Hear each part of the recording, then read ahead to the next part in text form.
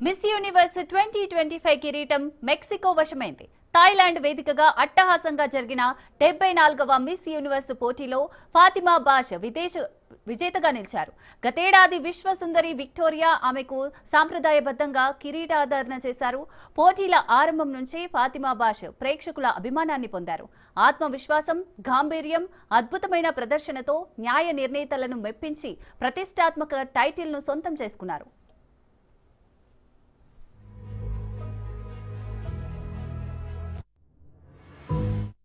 మెక్సికోలో పుట్టి పెరిగిన ఫాతిమాకు 25 ఏళ్లు. సెప్టెంబర్లో జరిగిన పోటీలో మిస్ యూనివర్స్ మెక్సికో 2025గా ఎంపికయ్యారు. అప్పటి నుంచి నేరుగా ఇప్పుడు విశ్వ వేదికపై మెక్సికో జెండాను ఎగురవేశారు.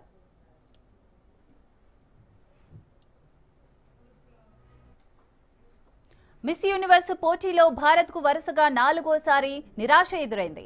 మిస్ యూనివర్స్ పోటీలో చివరిగా భారత్ 2021లో విజేతగా నిలిచింది. భారత్ నుంచి ఈ పోటీలో నిలిచిన హర్నాజ్ సంధు 2021లో మిస్ యూనివర్స్ టైటిల్ను గెలుచుకుంది. ఆ తర్వాత గత 4 ఏళ్ల నుంచి భారత్కు నిరాశ తప్పడం లేదు.